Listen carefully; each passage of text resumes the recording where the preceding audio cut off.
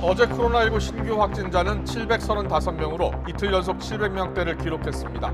정부가 백신 조기 도입을 위한 한미 스와프를 추진하고 있는 가운데 바이든 미 대통령은 백신 해외 지원은 시기상조라고 말했습니다. 미 국무부 역시 지금은 미국인 백신 접종이 초점이라고 해 한미 백신 스와프 논의가 어떻게 결론날지 관심입니다. 최근 아스트라제네카 백신을 접종했다 사지마비 증상으로 입원한 40대 간호조무사에 대해서 정부가 의료비를 지원하기로 했습니다. 문재인 대통령이 보건당국에 의료비 지원을 검토하라고 지시를 내린 지 하루 만입니다. 일본 정부를 상대로 낸 소송에서 패소한 것과 관련해 일본군 위안부 피해자들은 인권보다 국익을 우선한 판결이라고 비판하면서 후폭풍이 이어지고 있습니다. 한일 정부가 외교적 해법을 모색해야 한다는 주장이 나오지만 극적 돌파구를 마련하긴 쉽지 않을 것이라는 분석이 많습니다. 잠시 뒤 이용수 할머니 직접 연결해 현재 심경과 향후 계획 알아보겠습니다. 삼성그룹 경영권 승계를 위해서 계열사의 부당한 합병을 지시 승인한 혐의로 기소된 이재용 삼성전자 부회장에 대한 첫 정식 재판이 열렸습니다. 최근 수술을 받은 이재용 부회장은 수척한 모습으로 법정에 출석했고 변호인은 재판부가 기일을 연기해줘서 위급한 상황을 넘기고 회복 중이라고 했습니다. 은성수 금융위원장이 가상화폐 광풍에 대해 걱정하고 있지만 가상자산에 투자한 이들까지 정부에서 보호할 수는 없다고 선을 그었습니다. 가상화폐에 대해선 투기성이 강하고 내재 가치가 없는 가상자산이라는 입장에서 접근하고 있다고 설명했습니다. 프로축구 기성용 선수와 아버지인 기영옥 전 광주FC 단장이 광주 민간공원 주위의 땅을 투기 목적으로 사들였다는 의혹이 제기돼서 경찰이 수사에 착수했습니다. 기성용 선수의 아버지는 땅 투기 목적은 없었고 축구센터 건립을 위해서 땅을 산 것이라고 해명한 것으로 알려졌습니다. 주한 벨기에 대사가 자신의 부인이 저지른 옷가게 직원 폭행 사건에 대해 어떤 상황에서도 용납될 수 없다면서 피해자에게 사과한다고 밝혔습니다. 또 부인은 가능한 빨리 경찰의 조사를 받을 것이라면서 다만 지난주부터 뇌졸중으로 입원 치료를 받고 있어 지금은 조사에 임할 수 없다고 설명했습니다. 뉴스큐 잠시 뒤에 뵙겠습니다.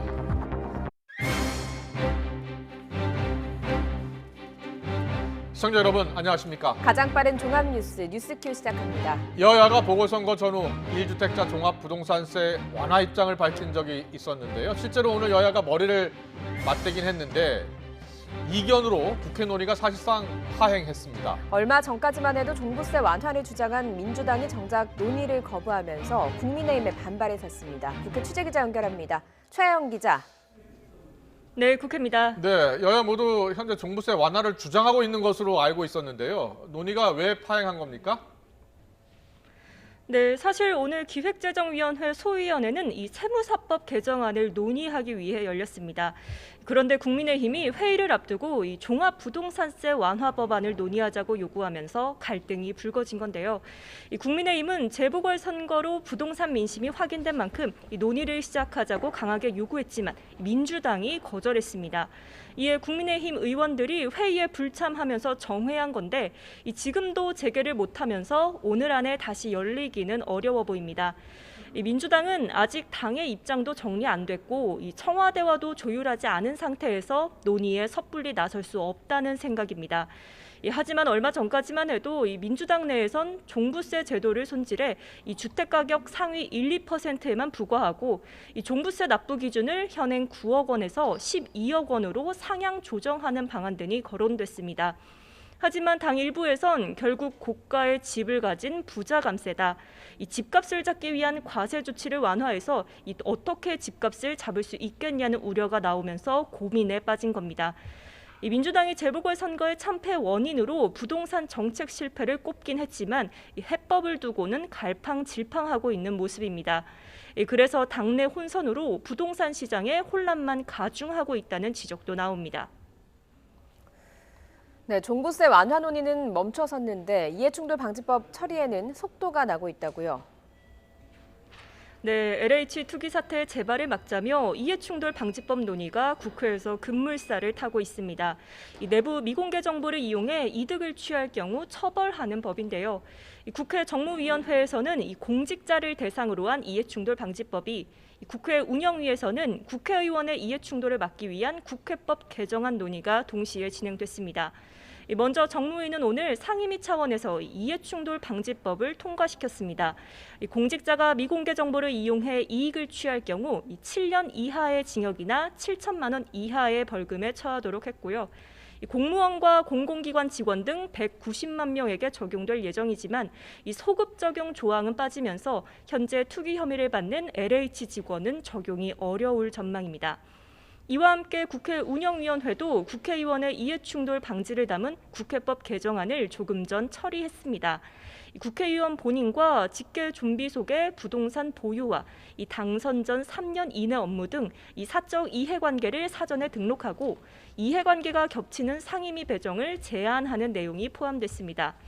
또 쟁점이었던 사적 이해관계 공개 여부는 이 본인만 공개하고 가족은 공개하지 않는 쪽으로 정리했습니다.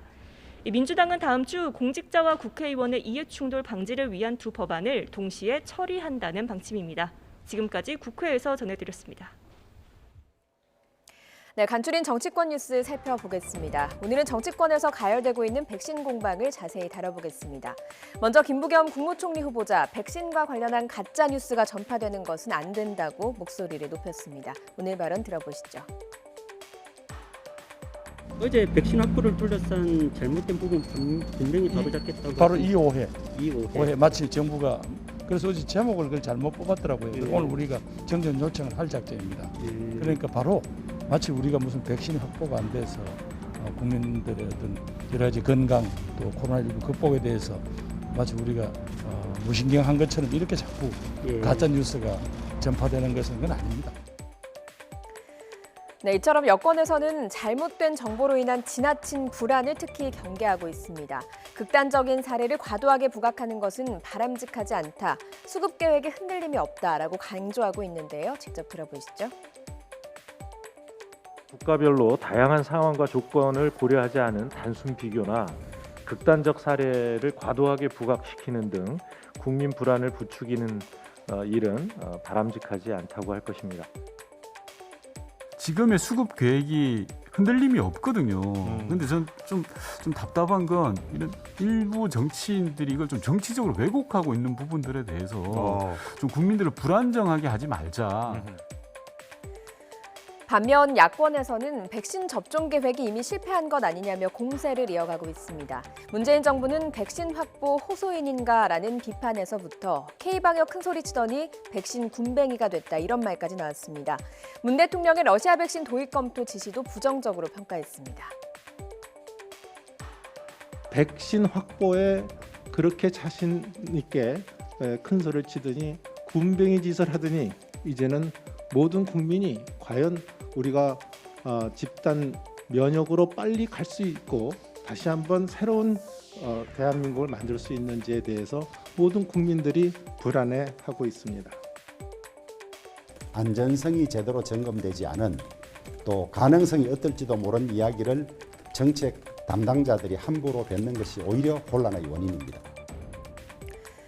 정치권의 백신 공방에 방역 당국이 이례적으로 작심 비판을 쏟아냈습니다. 백신 수급 논쟁은 합리적이지 않고 소모적인 양상을 보이고 있다면서 예방접종과 방역에 큰 도움이 안 된다고 일침을 놨습니다. 또 오는 6월까지 1,200만 명에 대해 1차 접종을 완료하겠다는 1단계 목표를 제시한 바가 있으니 이 목표를 달성하는지 지켜보는 것이 더 생산적일 것이라고도 강조했습니다. 자신감의 표현으로 읽히지만 세계적인 백신 확보 전쟁 속에 실제로 일부 백신 공급에 차질이 빚어지고 있는 만큼 무조건 믿어달라고 말하기보다는 좀 더 투명한 정보 공개로 국민의 불안과 걱정을 덜어줘야 한다는 점도 잊지 말았으면 좋겠습니다. 지금까지 간추린 정치권 뉴스였습니다.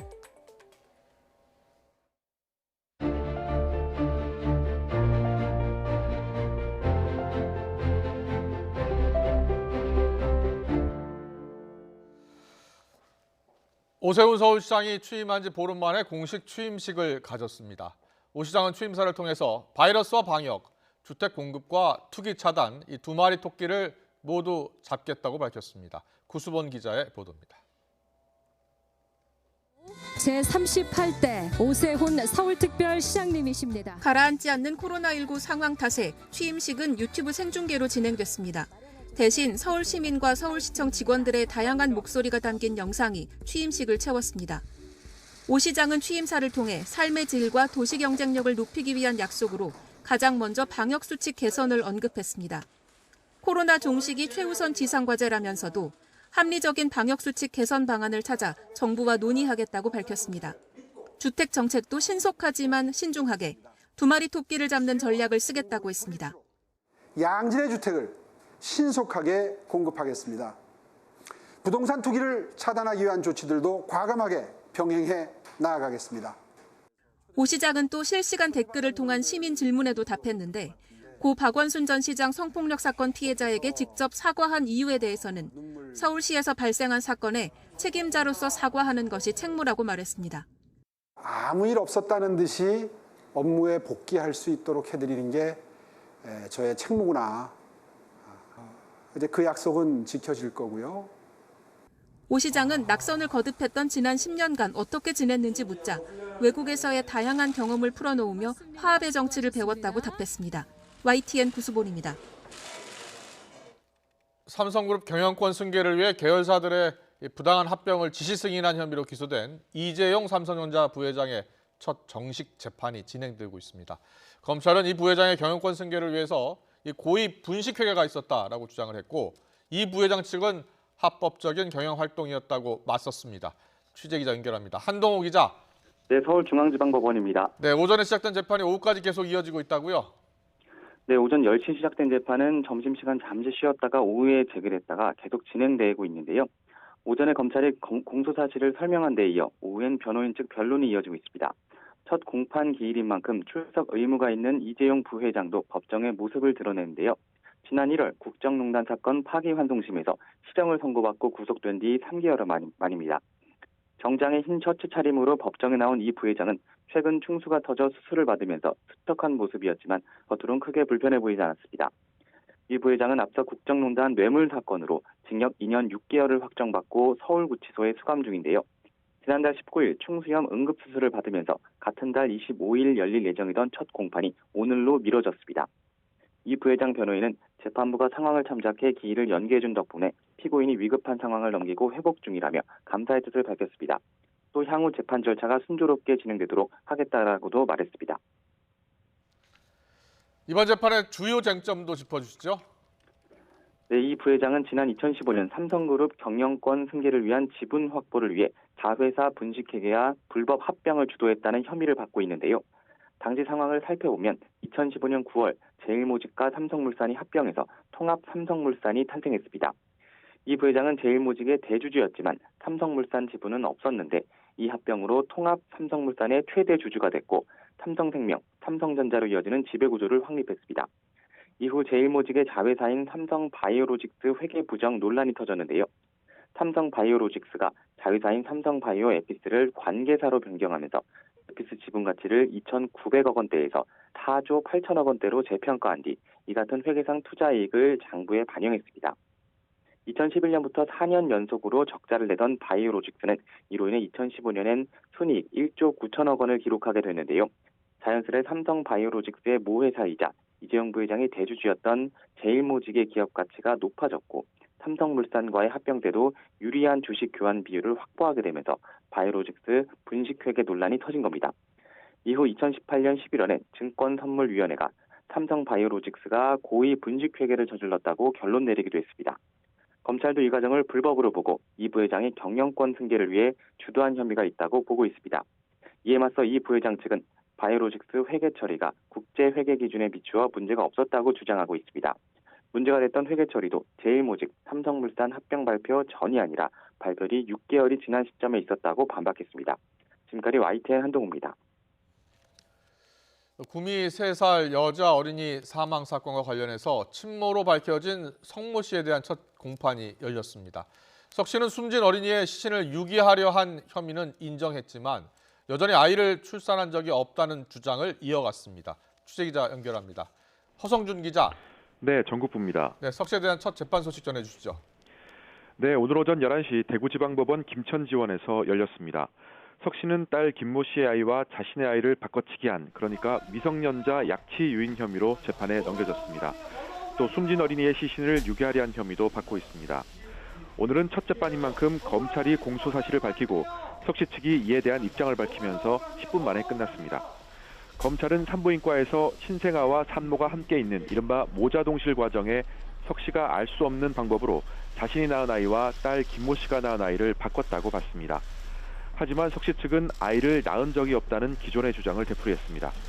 출산한 사실이 없기 때문에 검찰이 공소장에 적은 미성년자 약취 유인 혐의를 인정할 수 없다는 겁니다.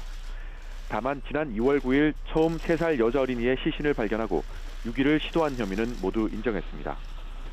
오늘 재판이 열린 김천지원 앞은 시민단체 회원 등이 시위를 벌이면서 혼란스러운 모습이었습니다. 이들은 방임은 살인행위라고 적힌 피켓을 들었고 숨진 어린이를 위해 밥상을 차리기도 했습니다. 또 석 씨가 탄 호송차가 도착하자 법정 최고형을 외치기도 했습니다. 석 씨는 억울한 점이 있으면 말해달라는 취재진의 요청에 아무 말 없이 법정으로 들어갔습니다. 재판부는 다음 달 11일 두 번째 공판을 열어 검찰이 제시한 증거에 대한 석 씨 측의 입장을 확인할 방침입니다. 지금까지 전국부에서 YTN 허성준입니다.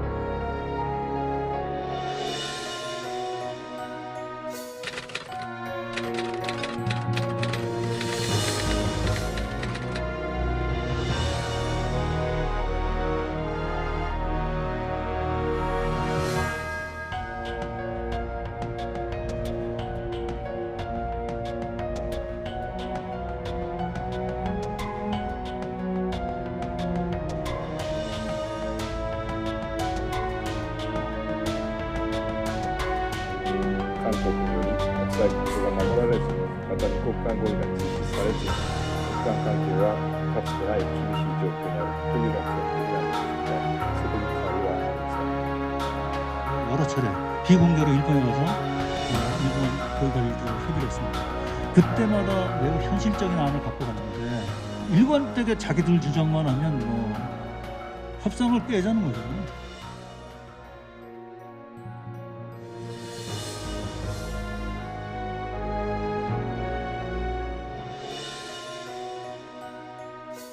너무 황당합니다. 너무 황당해요. 어쨌거나 저 결과가 좋게 나고 나쁘게 나고 가래 국제사법재판소로 갑니다. 꼭 갑니다. 저는 이 말밖에 할.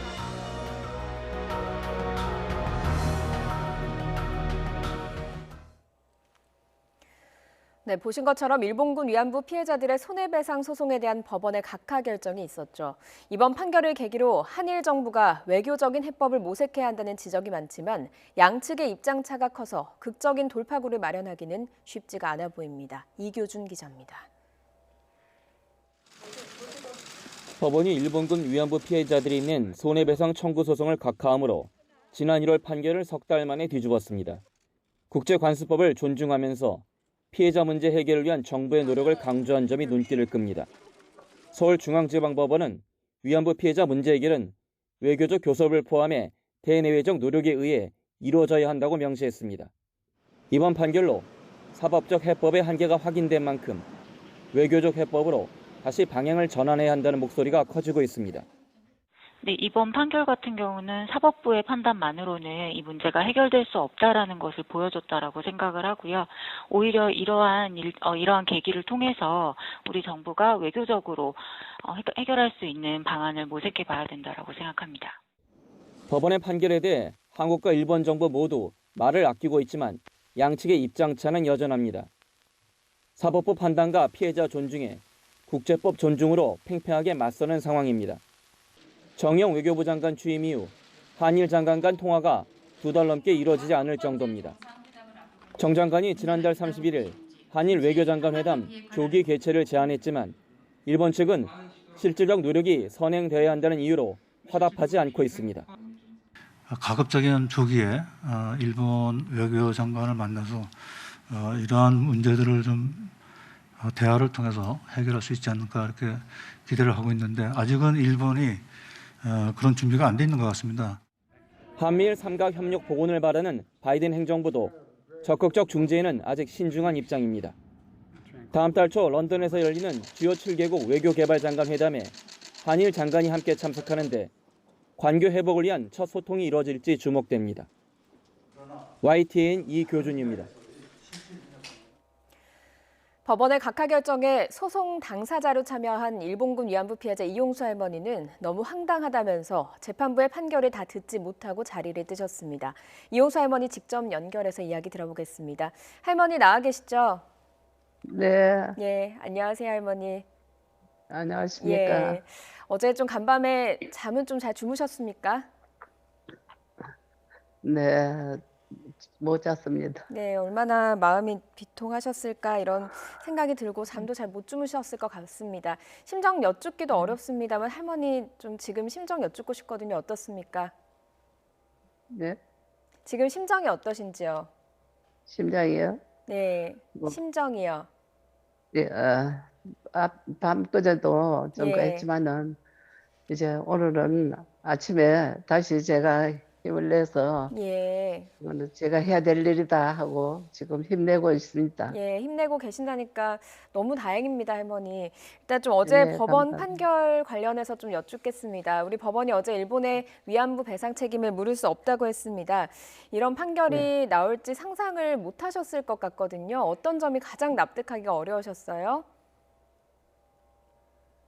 너무 아직도 예. 황당하고 충격이 가시지 않습니다만은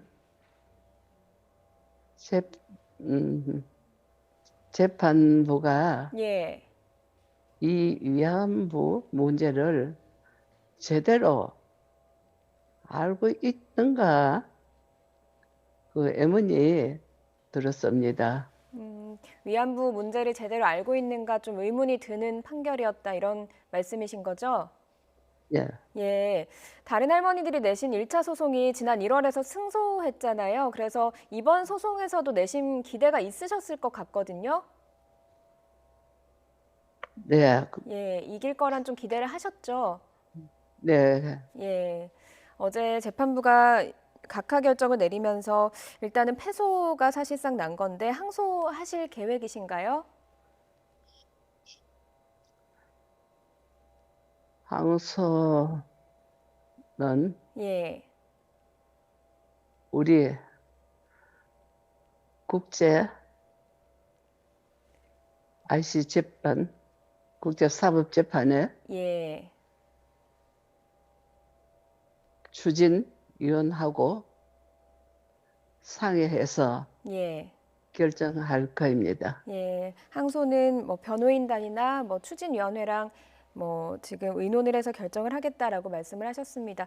어제 그 국제사법재판소로 가겠다라고 말씀을 하셨잖아요. 일본에서도 네. 동의해야지 이 재판이 열리거든요. 그래서 할머니 얼마 전에 스가 총리한테 서한 보내셨죠? 네, 어떤 내용으로 보내셨어요?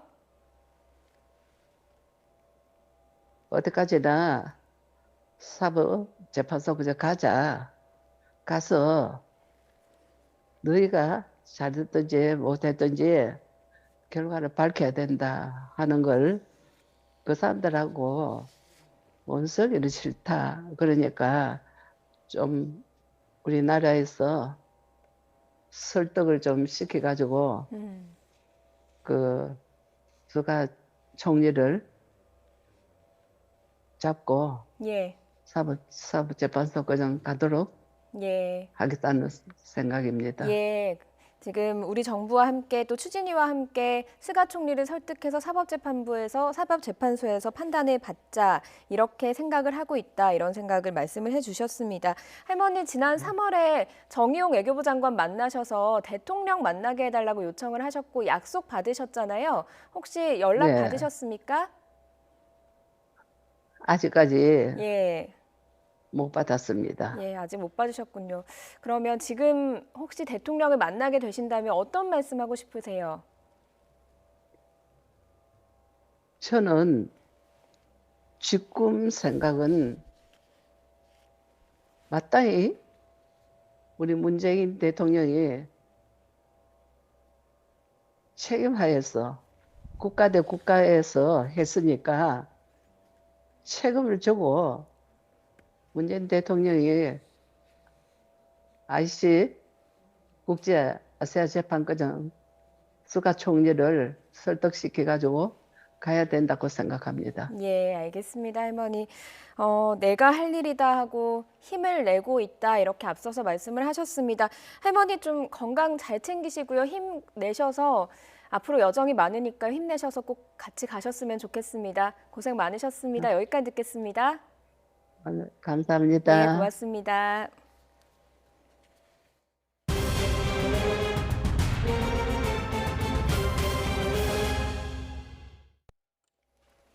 코로나19 신규 환자가 이틀째 700명대를 기록했습니다. 지난 1월 7일 869명이 확진된 이후 최다 규모입니다. 중앙방역대책본부는 오늘 0시를 기준으로 국내 확진자가 735명 늘어서 누적 11만 6,661명이라고 밝혔습니다. 네, 전국 곳곳에서 집단 감염이 나오고 있는데요. 서울 구로구 빌딩 콜센터 3곳에서 나온 확진자가 40명에 육박하고 있습니다. 네, 취재기자 연결해서 알아봅니다. 정현우 기자. 네, 서울 구로구에 있는 한 빌딩 앞에 나와 있습니다. 네, 구로구 빌딩 콜센터를 비롯해서 지금 수도권 직장 곳곳에서 확진자가 나오고 있다고요? 네, 그렇습니다. 이곳 구로구 빌딩에 입주해 있는 콜센터와 관련된 환자는 어제 3명 더 늘어나서 누적 감염 환자 수는 40명에 가까운 상황입니다. 콜센터의 종사자 지인이 확진 판정을 받은 뒤 관련 확진은 주변에 있던 다른 콜센터 2곳으로 이어지는 상황이었는데요. 방역당국은 해당 층에서 공동시설을 이용하면서 감염이 번진 것으로 파악하고 있습니다. 특히 여러 회사 직원들이 화장실과 휴게실, 흡연실을 함께 사용했던 게 원인으로 꼽히고 있습니다. 그런 가운데 콜센터 근무자들 가운데 일부는 마스크를 제대로 쓰지 않은 것이 드러났는데요. 그 밖에도 서울시 직장 곳곳에서 감염이 이어지고 있는 상황입니다. 우선 서울 서초구에 있는 직장과 관련된 누적 확진자는 27명까지 늘었습니다. 지난 19일 여행 모임에서 첫 확진자가 나왔는데 감염은 직장으로 그리고 학교 급식실로 이어졌습니다. 또 지난 19일 첫 확진자가 나온 강남구 직장과 관련해선 누적 감염이 18명으로 늘었습니다. 직장에서 8명, 경기도 광주에 있는 직업전문학교에서 10명이 늘었습니다. 최근 직장 곳곳에서 감염이 번지는 만큼 서울시는 아프면 쉬어야 한다는 지침을 다시 한번 강조했는데요. 발열 등 의심 증상이 있으면 검사부터 받고 출근하지 말 것을 권고했습니다. 또 실내 어느 곳에서나 마스크는 의무로 써야 하는 만큼 직장 안에서도 마스크 착용은 꼭 지키셔야 합니다. 직장 외에도 수도권 곳곳에서 일상 속 감염 사례가 새로 나오거나 규모를 불리고 있습니다.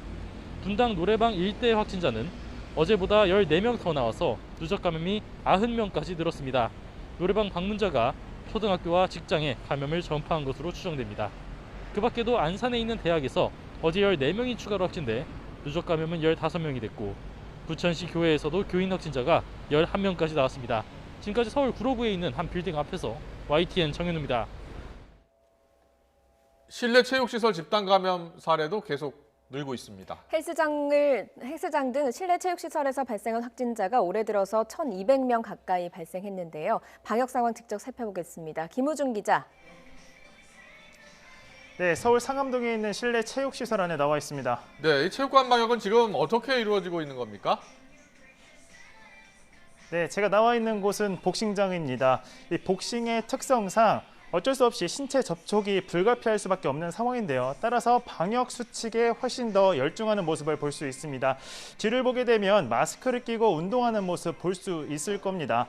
아무래도 실내다 보니까 이 마스크를 꼈다고 하더라도 이 비말이 나오게 된다면 훨씬 더 위험할 수밖에 없는 상황인데요. 따라서 복싱 관계자는 항상 문을 열고 환기에 집중하는 모습을 볼 수 있습니다. 복싱 관계자의 말 한번 같이 들어보도록 하겠습니다. 정말 미세먼지 그런 경보만 발생이 안 되면 저 열 수 있는 창문 다 열어서 환기를 항상 진행하고 있고요. 이제 현관 출입문까지도 열어서 제가 환기를 진행할 때도 있고요. 또한 이용자들이 사용하는 공용 물품을 매개로 한 감염을 막기 위해 틈날 때마다 소독하는 모습도 눈에 띕니다. 다만 시설 관리자가 아무리 방역에 충실해도 체육관 이용자들이 지키지 않으면 아무 소용이 없는데요. 최근 실내 체육시설에서 발생하는 집단 감염이 잦은 만큼 이용자도 경각심을 갖고 마스크 착용 등 철저한 방역 수칙 준수가 여느 때보다 중요할 수밖에 없습니다. 네, 앞서 실내체육시설 집단 감염이 심상치 않은데 올해 관련 확진자가 1,200명에 육박했다고요? 네, 그렇습니다. 올해 초부터 지난 19일까지 실내 체육시설에서 발생한 집단 감염은 40건이라고 방역 당국은 밝혔습니다. 관련 확진자 수만 1,200명에 육박하는 상황인데요. 문제는 시간이 갈수록 확진자가 늘어난다는 겁니다. 이 시설별로 보게 되면 헬스장에서 가장 많이 확진자가 나왔고 이어 무도장과 무도학원 순이었습니다. 사회적 거리두기 2단계에서 실내 체육시설에 적용되는 의무 방역 수칙은 2시간마다 환기, 음식 섭취 금지, 면적당 인원 제한입니다. 방역당국은 격렬한 운동을 하는 체육관에서 2m 거리두기를 지켰어도 감염이 일어난 사례가 있는 만큼 환기와 이용자의 마스크 착용 등 기본적인 방역 수칙 준수를 거듭 당부했습니다. 지금까지 서울 상암동에 위치한 실내 체육시설 안에서 YTN 김우준입니다. 코로나19 백신을 둘러싼 갖가지 이야기들이 생겨나고 있지만 코로나19와는 상관도 없는 이 개코로나 백신을 사람들이 맞은 황당한 사건도 있었습니다. 칠레에서 발생한 일인데요. 주사를 놓은 수의사들은 잘못이 없다고 주장하면서 벌금도 거부하다가 검찰에 고소를 당했습니다. 김원배 기자입니다. 칠레 북부도시 칼라마, 코로나19가 창궐하던 지난해 9월 지역 보건당국 관계자가 한 동물병원을 방문했다가 직원들이 마스크를 착용하지 않은 것을 보고 추궁했습니다. 직원들의 대답은 뜻밖에도 수의사로부터 이미 코로나19 백신을 맞았다는 것이었습니다. 칠레에서는 코로나19 백신 접종이 지난해 12월부터 시작됐는데 그보다 석 달 전에 백신을 맞았다는 대답이었습니다. 조사 결과 지역 의료인과 광부 등 최소 75명의 사람이 2명의 수의사로부터 개 코로나 바이러스 백신을 맞은 것으로 나타났습니다. 개 코로나 바이러스는 감염된 개들에게 구토와 설사 등 소화기 질환을 일으키는 바이러스로 1970년대 처음 발견됐습니다. 또 사람에게는 감염되지 않는 바이러스로 지난 2019년 처음 발견돼 인체 감염을 일으키며 전 세계 코로나19 대유행을 불러온 바이러스와는 다른 종류입니다. 수의사 가운데 한 명은 개 코로나 바이러스 백신을 투여한 사실을 시인하며 이후 아무런 문제가 없었다고 주장했습니다. Es efectivo, yo me inoculé el año pasado y este año con la vacuna no óctuple. Eso es un error. 그러나 지역 보건당국은 매우 위험한 행위라고 경고했습니다. La verdad que es muy peligroso. Hay estudios que dicen que los efectos pueden ser locales, irritación por los medicamentos que trae, o sistémicos, pero no hemos hecho un estudio de qué pasa inoculando vacunas caninas a personas porque sería antiético. 지역 보건당국은 개 코로나 바이러스 백신을 투여한 수의사들에게 각각 9,200달러와 1,300달러의 벌금을 부과했습니다. 그러나 이들 수의사들이 이에 불복해 검찰에 고소하는 과정에서 사건이 뒤늦게 알려졌습니다. YTN 김원배입니다.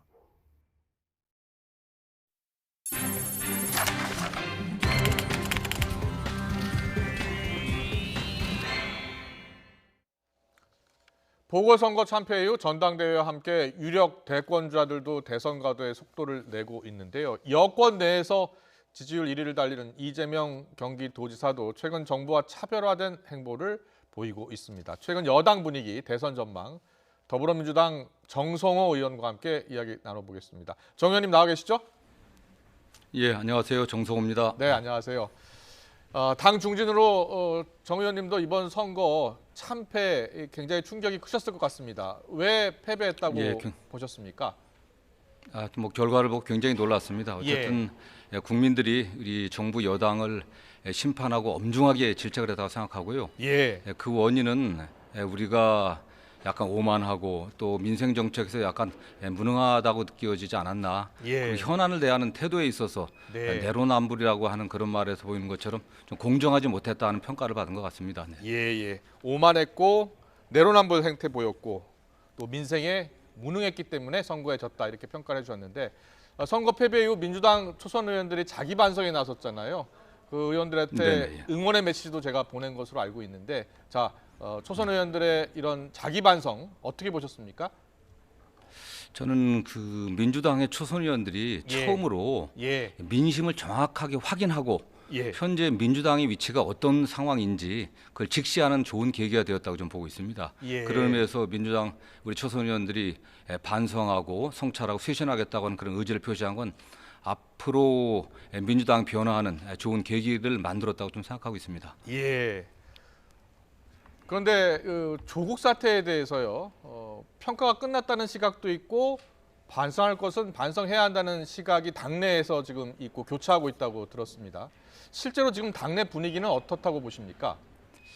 물론 뭐 여러 의견이 있긴 하지만 그 다수의 의원들은 이번 선거를 통해 갖고 민주당이 조국 사태를 비롯한 일련의 검찰개혁 과정에서 보여준 행태라든가 여러 가지 어떤 과오에 대해서 반성할 것은 좀 반성해야 되지 않겠냐 이런 의견들이 많은 거라고 저는 생각하고 있습니다. 그렇군요. 그리고 조국 사태는 아직 뭐 끝난 게 아니라 이 조국 교수나 정경심 교수가 좀 재판도 진행 중이기 때문에 또 추미애 장관과 윤석열 총장과의 그 갈등이 또 이게 중대범죄수사청 문제와 관련해 갖고 아직까지도 그 여진이 좀 이어지고 있다고 좀 보고 있습니다. 예, 알겠습니다.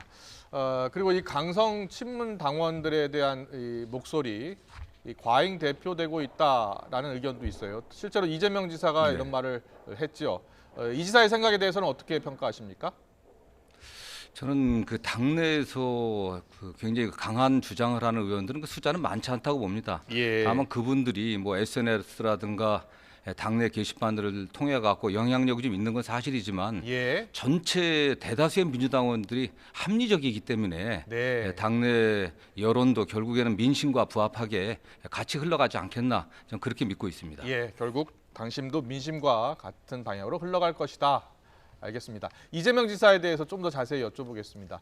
사법연수원 시절부터 가까운 사이였다라고 들었는데요. 최근에 혹시 만나보셨습니까? 화요일 그 경기도와 국회의원들이 공동 주관 행사가 하나 있었거든요. 그 경기도 경비 청소 노동자 휴게 시설 설치에 관한 토론회였었는데 그때 한번 뵙고 이런저런 얘기 좀 했었고요. 뭐 일주일에 한 번 정도 만나서 또 현안들 얘기하고 뭐 통화나 연락은 뭐 자주 하고 있습니다. 그렇군요. 통화도 자주 하시고 자주 만나 뵙고 이 정 의원님과 정치적인 지향점이라고 할까요? 이재명 지사와 이제 친분이 두터우시니까요. 어떻습니까? 공통점이 좀 많다고 생각하십니까? 공통점이 많으니까 제가 이렇게 이 지사를 좀 돕는 거 아니겠습니까? 저도 변호사 시절부터 정의가 강물처럼 흐르는 세상을 만들자라고 하는 그런 신조로 공정 정의를 일상에서 실천하자는 그런 어떤 좌우명을 갖고 변호사 활동을 했고 정치를 하고 있습니다. 이 지사 같은 경우도 불의를 참지 못하고 늘 공정과 정의 또 차별 없는 세상, 또 대동 세상을 위해서 일하겠다고 하는 그 신조를 30년 이상 이렇게 일관되게 갖고 오고 있고요. 또 성남시장 또는 경기도지사를 하면서도 기득권에 굴하지 않고 과감하게 개혁하는 그런 용기. 뭐 저도 그렇게 공감하고 또 저도 그렇게 같이 해오고 있습니다. 저 이재명 지사가 백신에 대해서 요 며칠 계속 언급하고 있잖아요. 어제는 러시아 백신 검토 이야기도 했고요. 문 대통령도 정부의 검증을 요구하면서 화답을 했습니다. 자, 이 러시아 백신 문제 도입을 왜 꺼냈다고 보십니까? 지금 우리 국민의 건강, 그다음에 조속한 경제 회복을 위해서 백신을 확보하는 데 있어서는 뭐 여야가 따로 있겠습니까? 중앙정부와 지방정부의 역할이 따로 있을 수 없다고 보고 있고요. 보수 진보도 저는 같은 생각이라고 보고 있습니다. 그런 의미에서 우리 경기도도 상당한 정도의 나름대로의 네트워크가 있기 때문에 또 중앙정부의 역할뿐만 아니라 경기도에서도 어떤 역할을 할 수 있지 않겠나. 또 중앙정부가 하지 못하는 좀 미세한 부분에서 경기도지사가 나서갖고 또 경기도민들을 설득하고 하는 그런 측면에서 중앙정부가 협조하겠다고 하는 그런 의지를 보였다고 저는 생각하고 있습니다.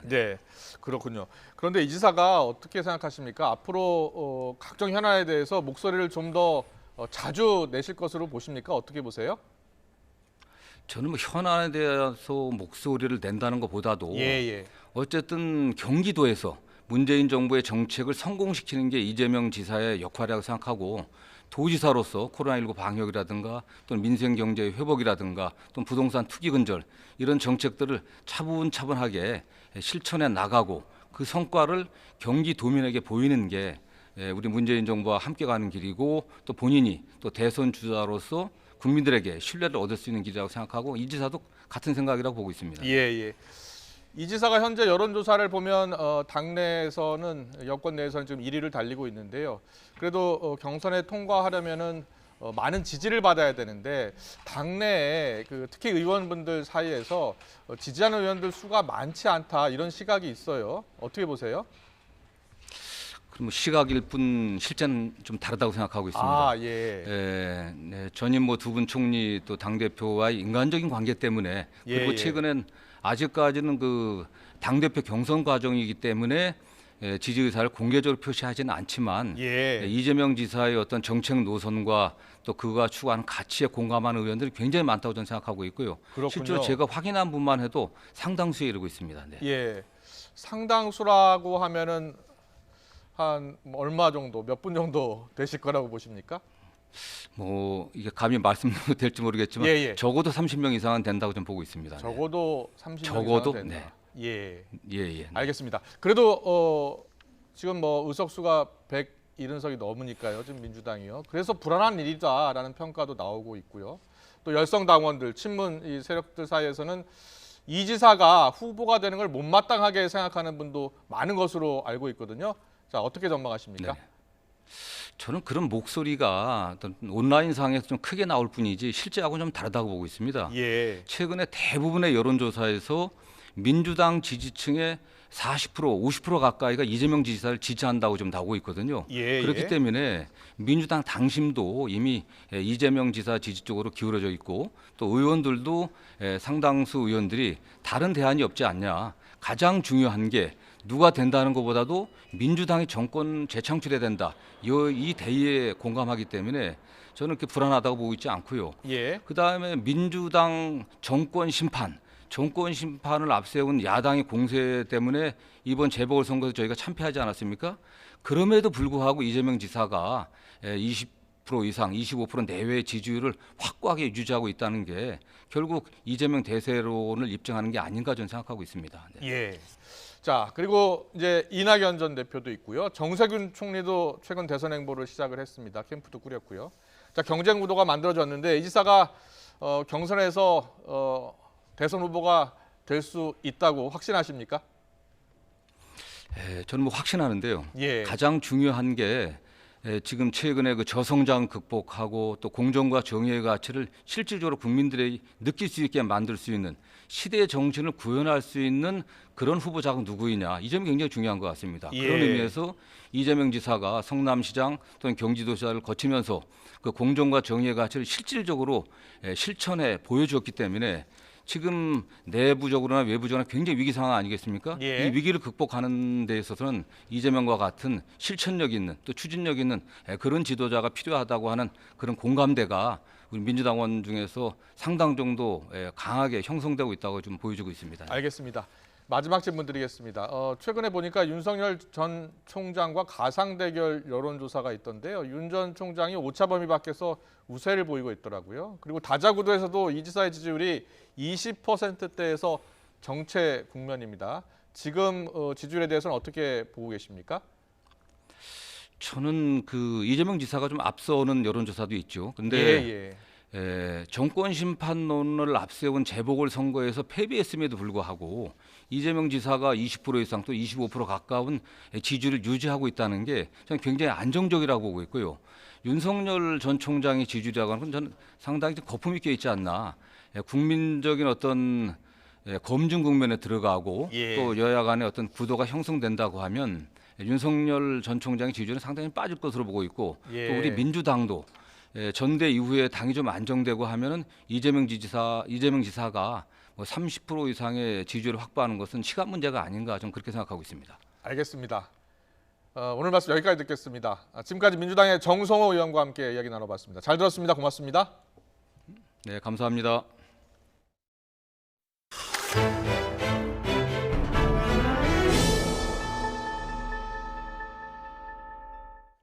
네, 정치권 이야기 좀 더 자세히 이야기 나눠보겠습니다. 윤호중 민주당 원내대표 취임 이후 처음으로 여야 원내대표가 자리를 함께 했고요. 네, 두 사람 모두 협치와 협력을 내세웠지만 방점이 조금씩 달랐습니다. 정치권 이슈 추은호 해설위원과 함께 짚어보겠습니다. 어서 오세요. 어서 오십시오. 네, 안녕하세요. 안녕하세요. 먼저 오늘 윤호중 민주당 원내대표요. 오늘 현충원을 찾아서 참배를 했는데요. 참배하던 중에 갑자기 무릎을 꿇었습니다. 그렇습니다. 뭐 사전에 계획된 것은 아니라고 하던데 어떤 이유 때문이라고 보십니까? 일단 그 본인 말로는 현충원에 온 것이 국민 앞에 나온 것과 비슷한 느낌을 받았다. 그래서 마음이 너무 무거워서 국민 앞에 무릎을 꿇은 것이다. 뭐 계획된 것이 아니라 이제 그 당시에 이렇게 그 진심을 표현한 것이다라고 네. 이렇게 말을 하고 있습니다. 예. 뭐 일각에서는 보여주기가 아니냐, 네네. 사진 찍기용이 아니냐 이렇게 비판을 할 수도 있고요. 예. 근데 저는 개인적으로 윤호중 의원을 오래전부터 가까이서 이렇게 지켜봐 왔는데 예. 그렇게 뭐 이렇게 쇼잉하는 그런 정치인은 아닙니다. 그렇군요. 좀 예. 윤호중 의원의 진정성은 저는 뭐 믿어 의심치는 않는데 네네. 다만 윤호중 의원이 여기서 이제 명심해야 될 것은 과거 몇 년간 민주당이 좀 국민들을 높은 곳에서 이렇게 내려다보지 않았습니까? 예. 윤호중 의원이 취임 일성이 국민 눈높이로 이렇게 보겠다라고 했는데 무릎을 꿇은 그 눈높이로 좀 국민들 눈높이를 맞췄으면 좋겠다라는 말씀을 꼭 드리고 싶습니다. 알겠습니다. 따가운 지적을 해주셨습니다. 그런데 윤호중 원내대표가 그 방명록에 적은 게 또 화제가 되고 있던데요. 피해자님이여 진심으로 사과드립니다. 이런 글을 남겼습니다. 그 박원순, 오거돈 전 시장의 성추행 피해자를 지칭한 거라고 하는데 그렇습니다. 이게 왜 현충원에서 했는지 또 왜 지금인지 논란이 되고 있거든요. 그렇습니다. 그래도 뭐 이제 사과 안 한 것보다는 사과한 것이 뭐 1000배 낫겠죠.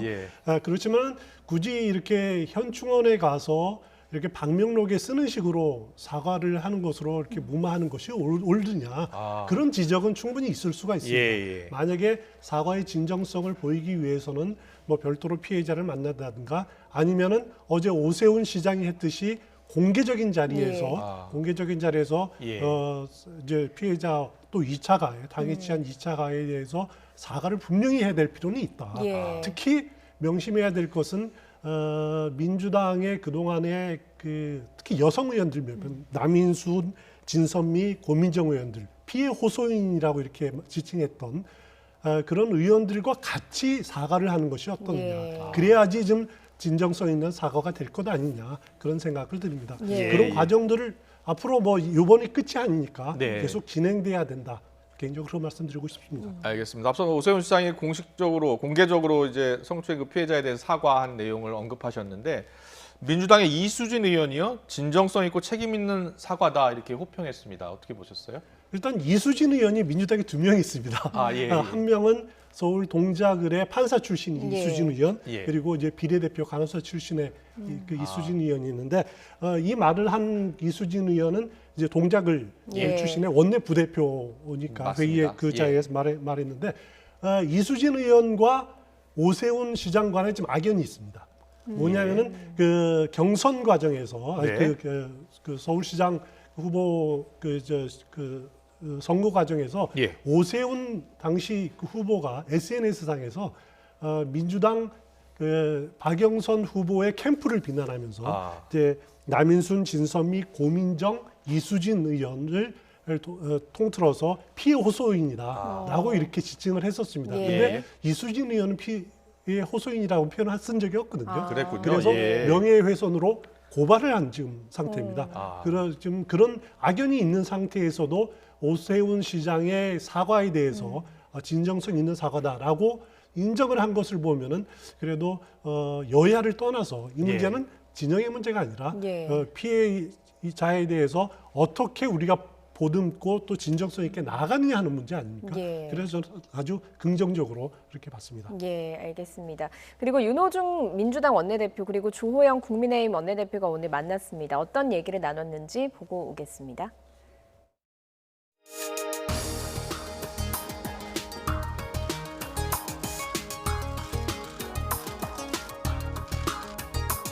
우리 윤호중 민주당 원내대표님 단의 저희들 방문을 감사하게 생각하고 환영합니다. 17대 국회 때 초선 의원으로 만나 뵀던 이 주호영 대표님의 그때부터 존경해 왔다는 의미를. 우리 윤 대표님께도 앞으로 향후 1년 국회를 좀 협치, 그다음에 통합, 관용 이런 걸로 좀 이끌어 주십사는 부탁 말씀만 드리겠습니다. 바랍건대는 주호영 원내대표님께서 계속 당을 지도해 주셔서 우리 여야 관계가 잘 원만하게 이 협력 속에 이루어질 수 있도록 노력해 주시면.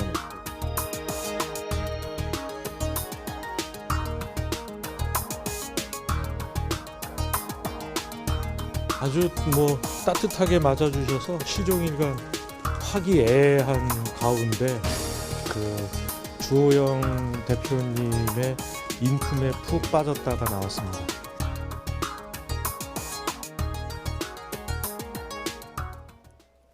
네, 여야 원내대표가 서로 덕담을 주고받으면서 아주 사이가 좋아 보여서 보는 우리 국민들도 되게 상큼했을 것 같아요. 근데 안타까운 건 주호영 원내대표 이제 임기가 일주일밖에 안 남았잖아요. 새 원내대표하고 저렇게 사이좋게 지내고 국민을 위해서 여러 법안들 만들었으면 좋겠는데, 자, 어떻게 전망하세요? 실제로 여야 협치가 가능하겠습니까? 일단 여야 협치의 문제는 이제 그 국민의힘에서 새 원내대표가 선출이 돼야지 이제 본격화 될 텐데, 여야 협치의 상징은 일단 상임위원장 배분 문제가 정리돼야 됩니다. 그 문제가 되지 않으면은 또 비슷한 대립 구도로 갈 가능성이 상당히 높아 보이는데, 근데 현실적으로 그 상임위원장 배분 문제 굉장히 어렵습니다. 일단 더불어민주당에서 그 핵심인 법사위원장을 내놓을 생각이 전혀 없습니다. 그렇기 때문에 법사위원장을 내놓지 않는 상임위원장 배분 협상이 과연 속도 있게 진행될 가능성이 있느냐? 저는 없다고 보고요. 물론 이제 그 야당 몫의 국회 부의장을 이렇게 추천하는 문제, 여러 가지 문제가 있긴 합니다만은 그 법사위원장 문제를 가지고 한번 또 다시 충돌할 가능성이 상당히 높아 보이고요. 만약에 국민의힘에서 법사위원장을 고집하지 않고 다른 7개 상임위원장으로 그냥 협상 카드를 받아들인다라면은 상임위원장 배분 문제는 속도를 내서 해결될 가능성도 의외로 있어 보입니다. 그 윤호중 민주당 원내대표의 경우에는 2년차 원내대표는 원구성 협상 권한이 없다 이렇게 이야기를 했거든요.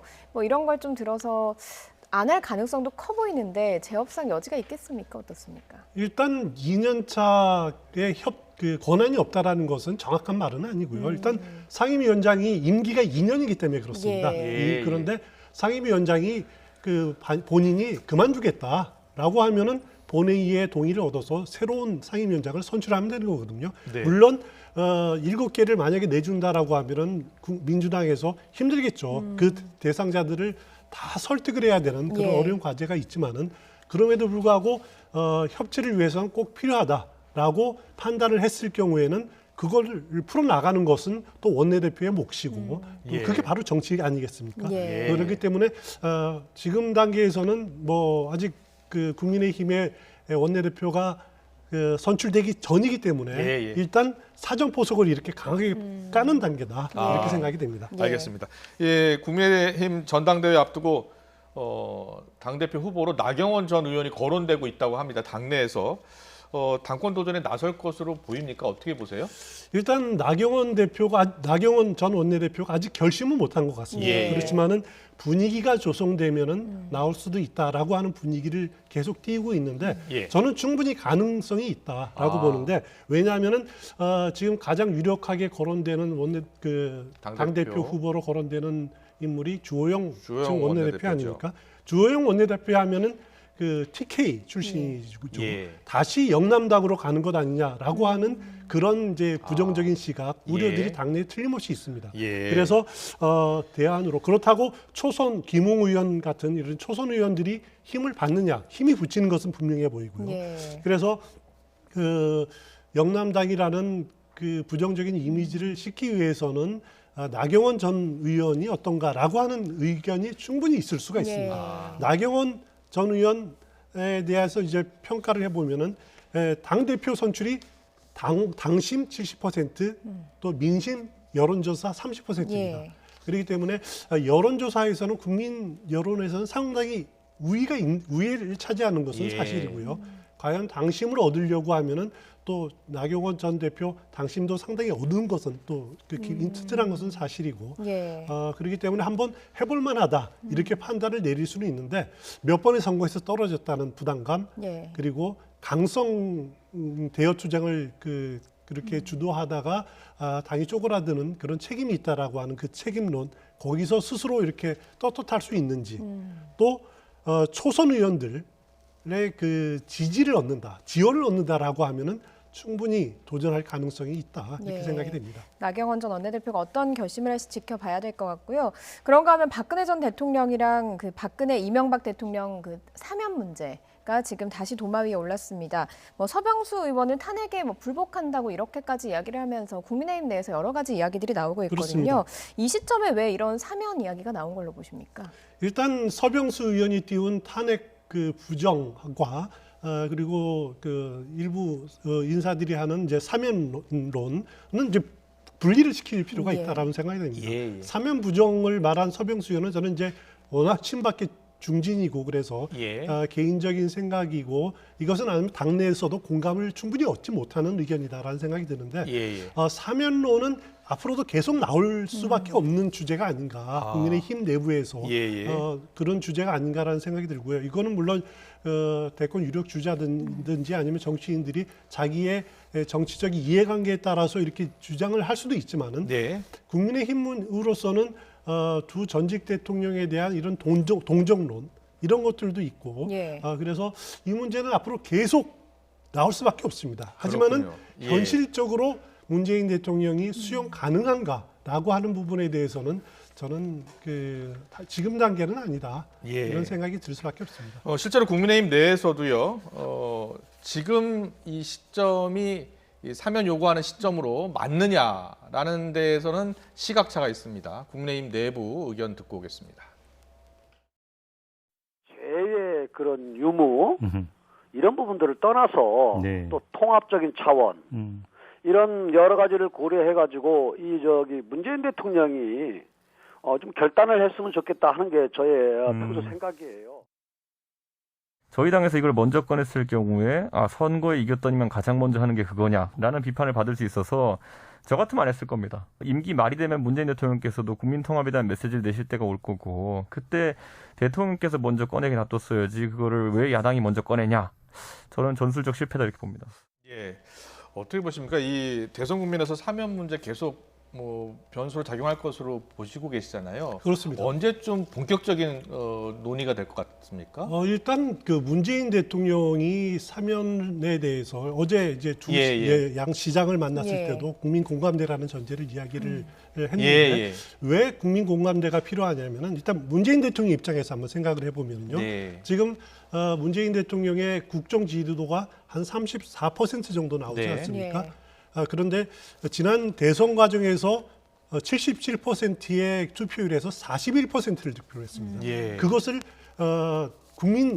지금 여론조사로 환원하면은 그 41%의 지지율이 한 32% 정도가 됩니다. 여론조사는 여론조사는 그 투표 안 한 사람도 다 이렇게 조사하는 거기 때문에 그런데 만약에 문 대통령이 지금 단계에서 사면을 받아들였다, 먼저 꺼냈다라고 했을 경우에 그 콘크리트 지지층이 무너질 가능성도 있습니다. 32%도 깨질 가능성이 있다는 거죠. 그럴 경우에 문 대통령의 내임덕은 불가피하게 올 수밖에 없는 거고요. 그래서 문 대통령이 지금 단계에서는 아무리 국민 통합으로 사면론을 꺼내면은 당장은 그 국정 지지도가 오르겠지만은 결국은 콘크리트 지지층이 이탈하는 그런 부정적인 영향을 낳을 거기 때문에 문 대통령이 꺼낼 수는 없는 단계다라는 생각이 들고요.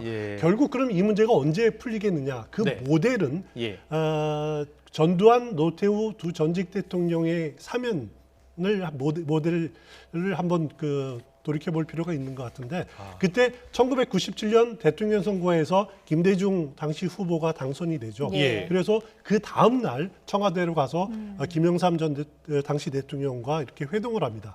그 당시에 김대중 당선인이 건의를 해서 당시에 김영삼 대통령이 수용하는 형식으로 이렇게 그 사면이 이루어졌는데 네네. 만약에 가능하다면은 문재인 대통령이 임기 내에 사면을 한다라면은 그런 방식을 취할 가능성이 높지 않느냐.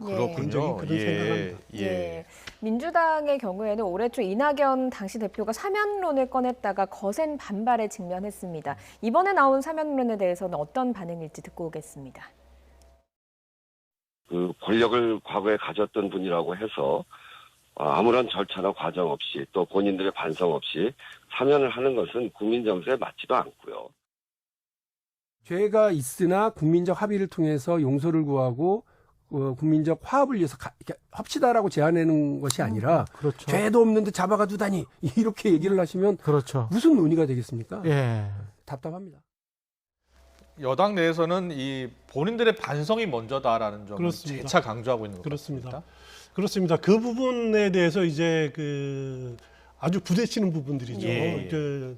물론 이제 명확하게 그 박근혜 전 대통령 측은 내가 잘못한 게 뭐 있느냐라는 식의 대응을 할 거고요. 그 부분에서 부딪히는 부분들일 텐데 그럼에도 불구하고 국민 통합이라는 중요한 그 대의 명분하에서 결국은 대통령이 결심할 수밖에 없는 부분들인데 그 부분은 앞서 말씀드렸듯이 대선 국면이라 지금 과정은 아니다. 알겠습니다. 뭐 야당에서 이렇게 전직 대통령의 사면론을 꺼내자 민주당 일각에서 한 얘기인데 한명숙 전 총리의 사면론도 또 거론이 됐거든요. 이건 어떻게 보셨어요? 한명숙 전 총리는 물론 이제 복무 기간을 다 채웠기 때문에 이제 복권이 남아 있습니다. 복권이 남아 있는데 마찬가지 잣대를 들이댈 수가 있어요. 예를 들어서 서병수 의원이 탄핵을 부정한 것에 대해서는 저도 개인적으로 헌정 질서, 사법 체계를 부정한 거다라고 굉장히 그 잘못된 발언이라고 생각되는데 마찬가지로 한명숙 전 총리에 대해서 일각에서 그 대법원 확정 판결까지 받은 부분들이 억울하다, 잘못됐다라고 하는 주장 역시 마찬가지로 헌정 질서를 부정하고 사법 체계를 인정하지 않는다는 뜻과 마찬가지라는 생각이 듭니다. 만약에 박근혜 전 대통령에 대해서 당사자의 진정성 있는 사과를 요구를 한다면 한명숙 전 총리도 마찬가지죠. 본인이 진정성 있게 그 잘못에 대해서 사과를 해야지 복권이 가능하다라고 하는 논리도 적용이 될 수 있습니다. 그렇기 때문에 이런 문제들을 언급할 때는 좀 자중해서 접근하는 것이 좋겠다. 그런 말씀드립니다. 알겠습니다. 대권자 이야기 좀 해보겠습니다. 이재명 경기지사 있지 않습니까? 이 러시아 백신에 대한 검증을 청와대에 요청을 했습니다. 자, 그 청와대 요청하는 그 과정에 대해서는 어떻게 보세요? 일단 이재명 지사가 러시아 백신에 대해서 한 말이 이제 크게 두 가지인데요. 하나는 도입을 검토하자라고 하는 부분들. 이 부분들은 저는 이제 국민 생명이 우선이니까 도지사 차원에서 일단 많이 확보하자. 그 부분은 상당히 도지사로서 잘했다. 할 수 있는 언급이다라는 생각이 들고요. 또 하나는 뭐냐면은 언론 인터뷰를 보면은 안정성이 검증이 됐는데도 이렇게 외부에서 반대를 하면은 그것 때문에 이제 도입이 어려우면은 원하는 사람을 모집해서 경기도에서 먼저 맞을 수도 있다라고 이렇게 발언을 했더라고요. 저는 이 발언은 굉장히 문제가 많다는 생각이 듭니다. 왜냐하면 지금 우리 백신 정책이 개인이 어느 백신을 맞을지를 선택할 권한이 없습니다. 국가가 어느 그 백신이 도입이 되면은 그 계획에 따라서 우선순위에 따라서 맞춰주는 것이 우리 정부의 계획인데 이 부분을 무시하고 개인이 원하면은 러시아 백신을 맞을 수 있다라고 하는 것은 어떻게 보면은 정부의 백신 정책과 상충되는 부분들이죠. 이 부분은 좀 너무 나간 것이 아니냐 그런 생각이 들고요. 그렇기 때문에 정세균 전 총리가 현 시점에서 이런 이 지사의 이런 발언들은 적절하지 못하다. 지금 파이자 백신하고 아스트라제네카 백신 사이에 이렇게 국민과의 선호도도 있는데 러시아 백신이 들어오면 선호도가 더 차이가 나는 거지 않겠느냐라고 하는 것도 이제 발언한 것도 그런 측면이 아닌가라는 생각이 듭니다. 앞서서 이재명 지사의 발언을 두고 조금 너무 나갔다라는 평가를 해주셨는데 어떻게 보면 좀 소신 있는 발언, 대선 1등 주자로서의 그런 발언들을 하려다 보니까 나온 이야기 아니겠습니까? 그렇습니다. 그런 측면이 분명히 있을 것 같고요. 이재명 지사 하면은 이제 강점이 정치적 브랜드가 하나는 메시지는 명확하게 또 행동은 신속하게, 이것이 이재명 지사의 강점입니다. 그렇기 때문에 현안에 대해서 이렇게 특히 방역 문제에 대해서 자신의 의견을 과감하게 드러내는 것은 뭐 충분히 있을 수 있다라는 생각이 들고요. 그리고 여기서 이제 우리가 주의 깊게 봐야 될 것이, 아까 조금 전에 정성호 의원 인터뷰에서 나왔지만은 문재인 대통령과 차별화할 것이냐라고 하는 부분들에서는 명확하게 차별화의 메시지는 주지 않았습니다. 마찬가지로 이재명 지사도 지금은 차별화로 이렇게 경선 과정에서는 이렇게 메시지를 명확하게 하지 않지만은 그래도 결국 여권의 대선 주자가 성공하기 위해서는 현직 대통령과 차별화는 불가피합니다. 그것을 하지 않으면은 현직 대통령의 부정적인 유사를 떠안아야 되는 그런 부담감이 있기 때문에 어느 정도 차별화를 이제 앞으로 나아갈 텐데 그 시점이 언제가 되느냐, 그런 부분들은 한번 좀 명확하게 유의 깊게 볼 필요가 있을 것 같습니다. 현직 대통령과 그리고 그 당 대선 후보 간 그 차별화가 언제쯤 이루어질지 주목된다라고 하셨는데, 보통 후보로 확정된 다음에 보통 시작되지 않습니까? 그렇습니다. 이낙연 전 대표의 경우에는 포지티브 차별화, 나는 이제 차별화 안 하겠다라고 분명히 선언을 했어요. 하지만은 이재명 지사는 이미 차별화한 부분들이 있습니다. 기본소득이라든가 이런 부분들이 본인만의 브랜드지만은 어찌 보면은 문재인 대통령과의 차별화일 수도 있는데요. 그렇지만은 그 대통령 선거라는 것이 전에 말씀드린 적이 있는데 미래를 향한 선택입니다. 그렇기 때문에 현재에 대한 부담감을 최소화하는 것이 필요하거든요. 그렇기 때문에 이재명 지사는 친문에 대한 이런 부담감도 적고, 그래서 대선 후보가 될 경우에는 차별화를 본격화할 가능성이 높고요. 경선 과정에서는 친문 표시 무시할 수밖에 없기 때문에 명확한 차별화 전략으로 가기에는 조금은 부담감이 있을 겁니다. 알겠습니다. 네, 오늘 정치권 이슈 여기까지 듣겠습니다. 추은호 해설위원과 함께했습니다. 고맙습니다. 고맙습니다.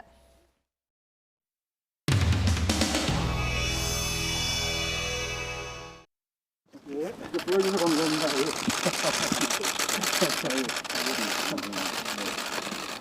아니, 날씨가 화창해서 뭐 바깥이 덥긴 한데 카메라로 좀 달고 가십시오. 고맙습니다.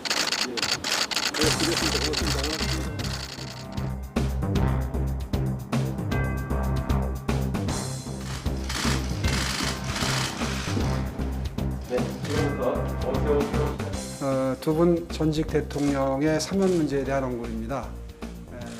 박형준 부산시장님께서 먼저 말씀을 하시고 그에 대한 답변이 그것 역시 원론적인 그 내용의 답변이셨습니다. 있어서 저 역시 같은 건의를 드리려고 생각하고 있었다는 말씀만 드렸습니다.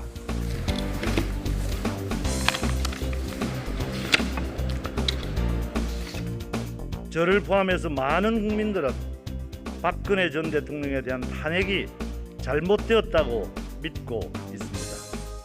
이런 국민들의 마음을 헤아린다면 지금이라도 박근혜 전 대통령을 석방하는 것이 바람직하지 않겠습니까? 그는 뭐 통치권자의 권한이기 때문에 제가 거기까지는 더 말씀드리기가 어렵다는 말씀을 드립니다. 내 편 자기 혹시 몰랐었어요? 자기 편 낫지. 서로 결단을. 어차피 똑같잖아 계산은. 그러니까 나는 자기 찍어 자기 낫지. 고생합니다. 우리 교육생님 반갑습니다. 저는 여러 차례 벌써 공개적으로 방송을 통해서도 언급했습니다만 이것은 어떤 개인의 차원의 문제가 아니라 국격의 문제라고 생각합니다. 그래서 이 부분은 하루빨리 사면하는 것이, 사면 복권시키는 것이 맞다고 생각하고 현 정권 또한 그렇게 하지 않으면 안 될 것이라고 저는 믿습니다.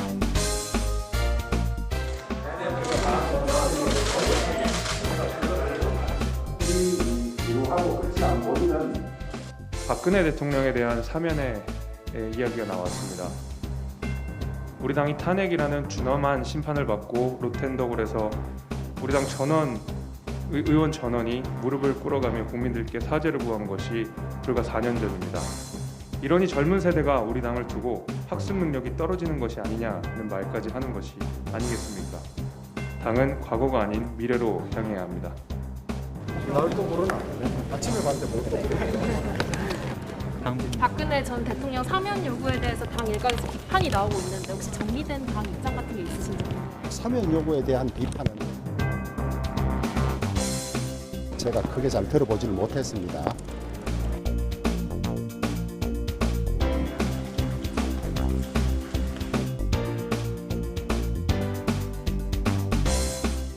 이번 선거를 통해 민주당이 회초리를 세게 맞는 것을 보고서도 떠오르는 게 없는지 우리 당 의원님들께 진지하게 묻고 싶습니다. 사면은 많은 사람들이 바라고 있다고 판단하고 있고 우리 당 안에서 사면 요구를 공식적으로 반박하는 취지는 저는 아직까지 나는 듣지를 못했어요.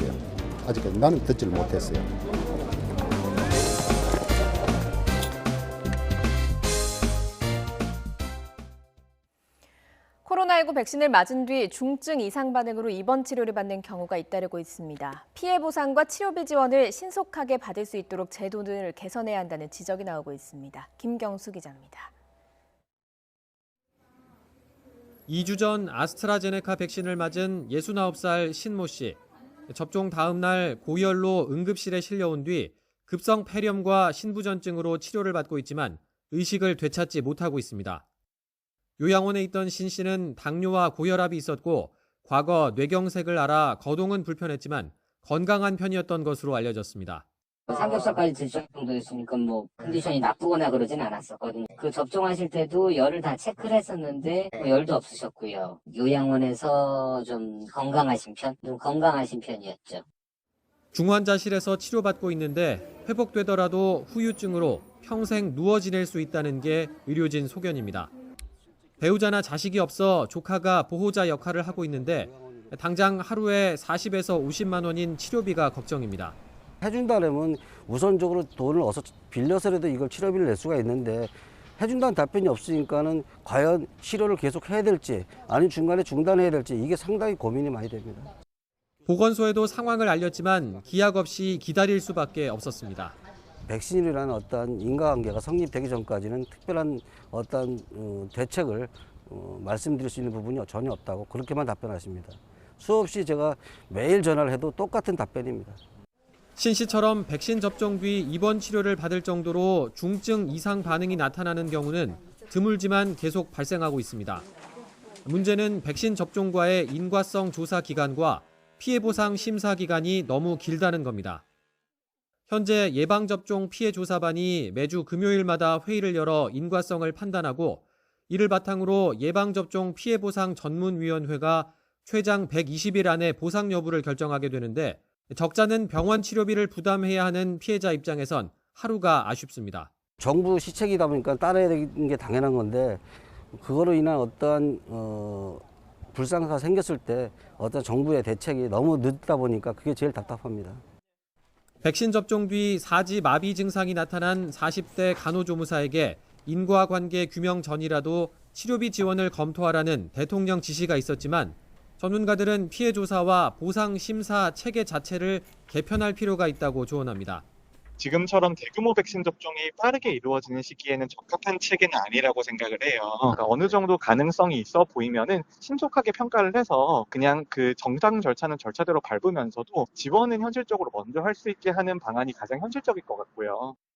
종류와 관계없이 100% 완벽한 백신은 없는 만큼 접종 후 피해 보상과 관련된 문제를 명확히 매듭지어야 접종률을 끌어올릴 수 있을 거라는 지적도 나옵니다. YTN 김경수입니다. 집합금지 명령을 어기고 몰래 영업을 하던 강남 유흥주점에서 종업원과 손님들이 무더기로 적발됐습니다. 서울수서경찰서는 오늘 새벽 1시 반쯤 강남구 역삼동 건물 지하 1층 유흥주점에서 감염병 예방법 위반 혐의로 업주와 종업원, 손님 등 83명을 적발했다고 밝혔습니다. 당시 경찰은 주점이 몰래 영업한다는 첩보를 입수한 뒤에 행인으로 위장해서 주변 탐문을 하다가 망을 보던 종업원을 발견했고 지하와 연결된 환풍기가 작동하고 있다는 사실을 확인한 뒤 대대적인 단속에 들어갔습니다. 경찰이 출동하자 손님 60여 명은 건물 꼭대기층 복도와 화장실 등으로 달아났다가 붙잡혔습니다. 바이든 미국 대통령이 백신의 해외 지원과 관련해서 미국도 넉넉하진 않다며 아직은 아니지만 언젠가는 할 것이라고 말했습니다. 미국 내 접종을 권장하기 위해서 직원들에게 유급 휴가를 줄 경우 기업들의 세금을 공제해주겠다고 했습니다. 워싱턴에서 강태욱 특파원입니다. 바이든 대통령이 취임 92일 만에 2억 회 백신 접종을 이뤘다며 100일 약속을 지켰다고 선언했습니다. 그러면서 백신에 대해 부정적인 사람들이 맞도록 당근책을 제시했습니다. 특히 기업들이 백신 유급 휴가를 줄 경우 세금을 공제해주겠다고 밝혔습니다. I'm calling on every employer, large and small, in every state to give employees the time off they need with pay to get vaccinated. And any time they need with pay to recover if they're feeling under the weather after the shot. 바이든 대통령은 하지만 빗발치는 해외 백신 지원과 관련해서는 미국 먼저라는 입장을 다시 확인했습니다. 더 많은 백신을 해외로 보낼 준비가 아직 되어 있지 않다는 겁니다. 다만 과정을 진행하고 있으며 언젠가 할 것이라고 여지를 남겼습니다. So, but it's in process. We don't have enough to be confident to send it abroad now, but I expect we're going to be able to do that. 백신 효력을 높이는 세 번째 접종인 이른바 부스터샷에 대한 결정이 이루어져야 백신 수급도 정리될 것이란 분석입니다. 해외 지원과 관련해 바이든 대통령이 당장의 미국 입장을 밝혔습니다. 미국과 백신 스와프를 추진하고 있는 우리 정부에 협의를 더 어렵게 하는 요소로 작용할 듯 보입니다. 워싱턴에서 YTN 강태욱입니다. 우리 정부가 러시아의 스푸트니크 V 백신 도입을 신중하게 검토하고 있는 것으로 보입니다. 여러 가지 가능성을 열어놓고 접종 사례와 부작용 등을 점검할 예정인데요. 러시아 스푸트니크 V 백신을 2차 접종까지 완료한 현지 교민 한 분을 연결해서 직접 들어보겠습니다. 블라디보스토크에 살고 계신 백경숙 선교사 연결합니다. 선교사님 안녕하세요. 네, 안녕하세요. 네, 러시아 백신 2차 접종까지 마치셨다고 들었습니다. 언제 맞으신 겁니까? 네, 저희 부부가 1차는 2월 24일 날 맞고 2차 접종은 3월 17일 날 맞았습니다. 예, 부작용은 혹시 없으셨습니까? 네, 전혀 저희 그런 걸 느끼지 못했습니다. 저희 부부는 60이 넘었음에도 불구하고 그날 맞고 나서 바로 일을 했습니다. 맞고 나서 일을 할 정도로 괜찮았다 이렇게 말씀을 하셨는데 네, 가족분들도 네. 모두 맞으셨고 다른 반응이 없으셨습니까? 네, 전혀 이상이 없었습니다. 이상이 없으셨군요. 그 네. 러시아에서는 당초에 군인이나 공무원부터 접종을 했는데 지금은 누구나 맞을 수가 있는 상황인 겁니까? 네, 그렇죠. 러시아 국민뿐만 아니라 예. 외국인도 건강보험증 있는 분들에게는 모두가 다 맞을 수 있습니다. 건강보험증이 있으면 모두가 맞을 수 있는 지금 상황인 거군요. 네, 그렇죠. 우리 교민들이 모두 건강보험증을 혹시 갖고 계십니까? 건강보험증을 가진 분들은 지금 백신 접종을 맞는 추세에 있고요. 예. 건강보험증이 없는 분들은 아마 지금 만들고 있는 것 같습니다. 백신을 맞기 위해서 지금 만드시는 분들도 있는 거군요. 네, 네. 네. 백신 그 접종을 하실 때 보통 어디 가서 맞으셨는지요? 한국처럼 지정 병원이 있죠. 예. 그 지정 병원에 가서 맞죠. 네. 네, 뭐 별다른 특이 사항은 없습니까? 어떤 절차를 거치는지 궁금하거든요. 러시아에서 이제 그 서류가 필요한데 뭐 외국인 같으면은 예. 자기 그 영주권이든지 비자든지 이런 서류가 필요할 것이고 러시아 국민들은 한국 같으면 주민등록증, 패스포트 가지고 가서 그리고 국민건강보험증 가지고 가면은 등록을 하면 며칠 날 병원에서 오라고 이야기하죠. 그 날짜와 시간을 정해서 가면은 됩니다. 예, 그 우리 백신 같은 경우에는 몸에 이상이 있는 경우를 좀 예진을 해서 이상이 있으면 백신을 접종하지 않거든요. 러시아의 절차는 어떻습니까? 네, 그 뭐 이상이 있는 분들도 있겠지만은 제 주위에서는 그런 분들을 아직 만나보지는 못했어요. 그런데 이상이 있더라도 제 제자 중에 한 명이 약간의 열이 있더라고 해요. 근데 하룻밤 자고 나니까 괜찮더라고 이야기하더라고요. 예, 지금은 이제 백신 맞으신 후에 그 이상 반응이 있었던 걸 설명을 해주신 거죠? 네네. 예, 그 러시아 백신 맞기 전에 뭐 어떤 검사를 받거나 이런 거는 없나요? 백신 맞기 전에 이제 그 앙케이트가 있어요. 앙케이트가 어떤 기저 질환이 있는지, 그 전에 무슨 어떤 병을 앓았는지, 어떤 외국에 갔다 왔는지 여러 가지 앙케이트 조사를 하는데 그 조사 자기가 체크를 하고 백신 맞기 전에 선생님하고 일단 한번 면담을 하고 난 이후에 선생님 오케이 사인이 떨어지면은 백신 접종 1차를 하게 되죠. 뭐 절차와 이런 것들은 좀 비슷한 것 같네요. 러시아 국민의 몇 %, 정도가 접종을 했어요? 지금 러시아 전체에서는 한 3.1% 2차 접종까지 완수했다고 하네요. 근데 저희가 사는 블라디보스토크 연해주는 4.69% 정도 2차까지 접종을 했다고 합니다. 그렇군요. 그러면 뭐 부작용에 대한 보도 이런 것들은 없습니까? 뭐 가끔 있겠죠. 근데 별로 제가 관심이 없어가지고 제가 맞아서 아무런 문제가 없었기 때문에 본인이 이제 별로 문제가 없으셨기 때문에 부작용은 없는 것으로 알겠습니다. 저희 마지막으로 한 가지만 여쭤볼게요. 러시아가 지금 강아지랑 고양이에게 접종할 백신을 개발 중이라고 들었습니다. 그만큼 좀 여유가 있다는 뜻으로 봐야 될까요? 어떻습니까? 네, 개발 중에 있는 것이 아니고 이미 개발이 되었다고 뉴스에 나왔습니다. 개발이 되었다 이렇게 뉴스에 나왔다는 소식까지 들려주셨습니다. 일단 러시아 백신을 맞으셨는데 부작용은 없으셨고 아주 괜찮았다라고 설명을 해주셨습니다. 오늘 말씀 여기까지 듣겠습니다. 러시아 현지 연결해서 얘기 들어봤습니다. 말씀 고맙습니다. 감사합니다. 건강하십시오.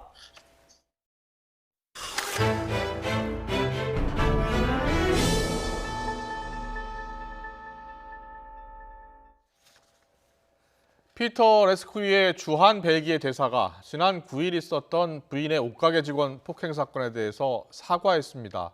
벨기에 대사관은 SNS에 올린 보도자료에서 대사가 부인을 대신해 피해자에게 사과드린다며 부인의 행동은 어떠한 상황에서도 용납될 수 없다고 밝혔습니다.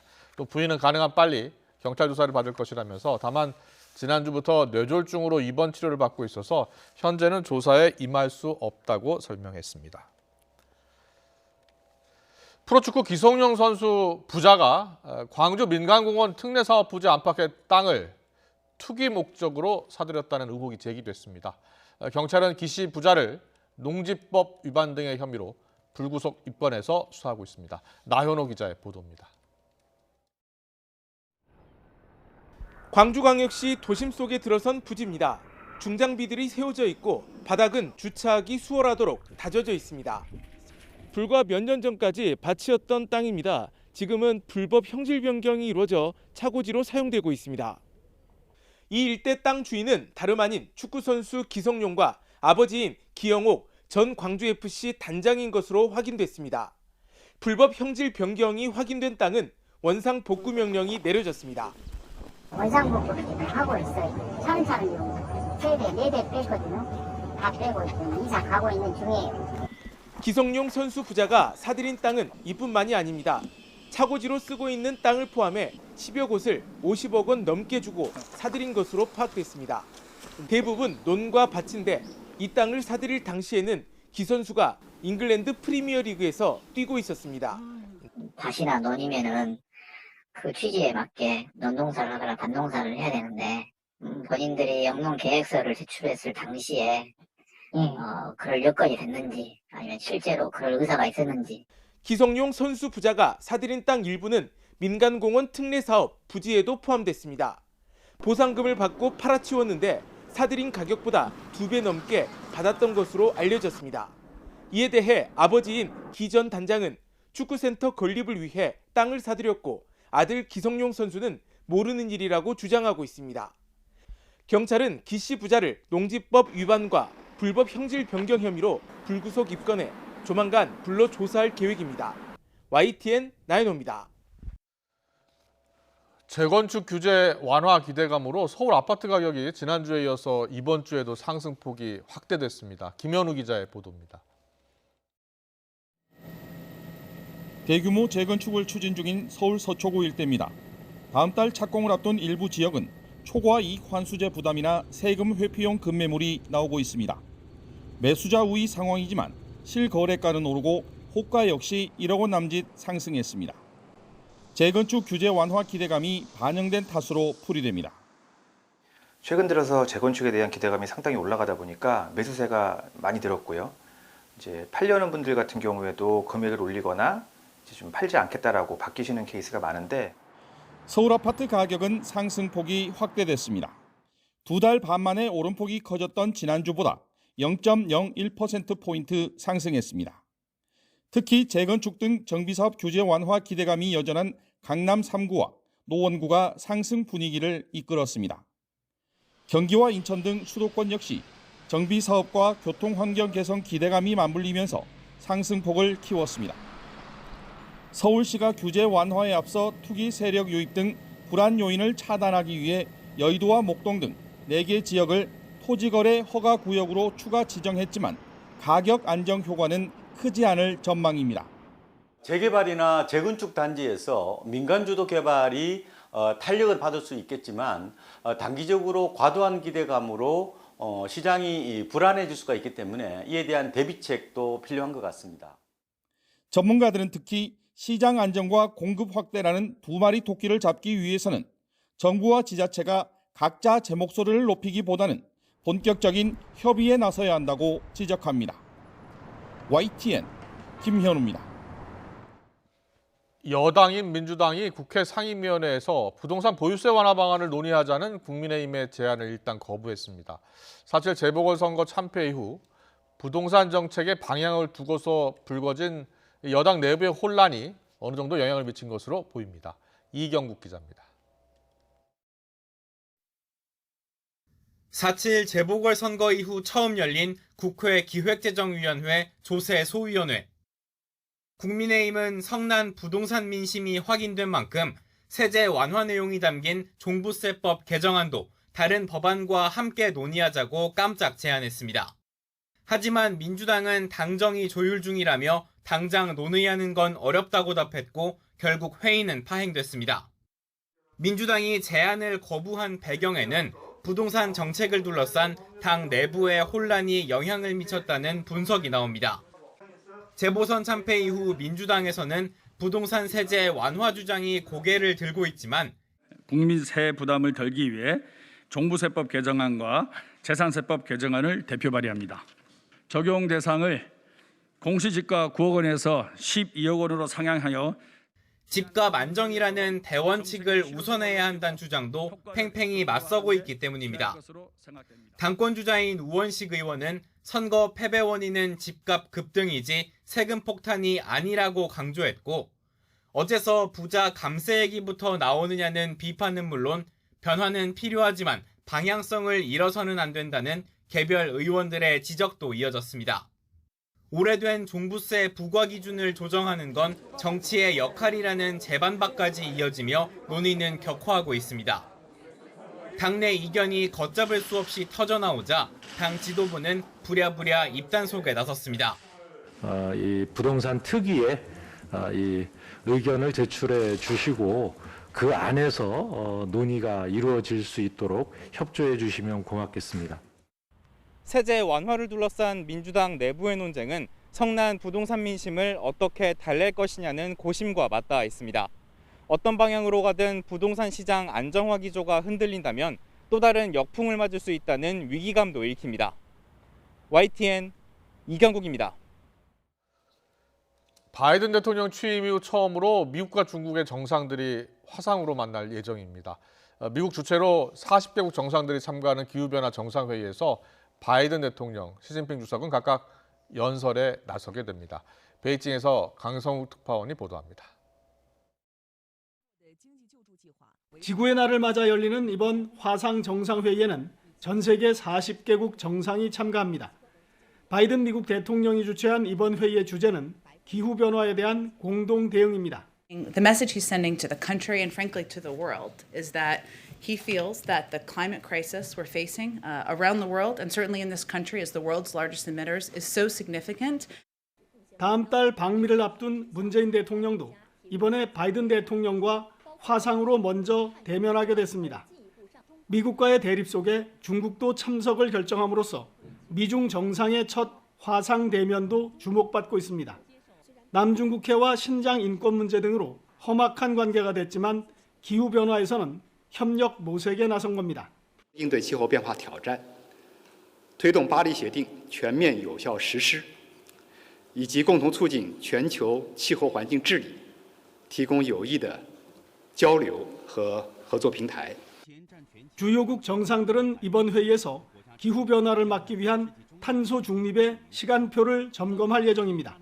환경에 대한 투자 확대와 관련 기술 개발, 그리고 기존 산업에 대한 규제 등도 주요 의제입니다. 하지만 정상회의를 앞두고 중국은 선진국 수준의 탄소 감축 요구는 수용할 수 없다고 선을 그었습니다. 시진핑 주석은 지난주 프랑스, 독일 정상과 별도 정상회의를 하면서 미국의 독주를 견제했습니다. 대립으로 일관하고 있는 미국과 중국도 기후위기 대응에서는 같은 목소리를 내고 있습니다. 다만 구체적인 실행 계획을 만드는 과정에서는 주도권 경쟁을 벌일 것으로 예상됩니다. 베이징에서 YTN 강성웅입니다. 토마스 바흐 IOC 위원장이 코로나19로 도쿄의 긴급 사태가 선포돼도 올림픽과는 무관하다고 했습니다. 도쿄올림픽 강행 의지를 보인 겁니다. 조성호 기자입니다. 국제올림픽위원회 IOC도 도쿄에 코로나19 긴급 사태가 선포될 수 있다는 보고를 받았습니다. 바흐 위원장은 일본 황금 연휴 기간 감염 확산에 대비한 조치라고 선을 그었습니다. 올림픽과 직접 관련이 없다는 겁니다. This is absolutely in line there with the overall policy of the government, but is not related to the Olympic Games. 개최 준비도 순조롭다며 강행 의지를 거듭 밝혔습니다. Tokyo continues to be the best prepared Olympic city ever to prepare these games which are approaching very, very fast. 미국을 비롯한 상당수 국가에서 선수단에 백신을 접종할 거라며 안전한 올림픽 개최를 자신했습니다. 하지만 일본 내 코로나19 상황은 녹록지 않습니다.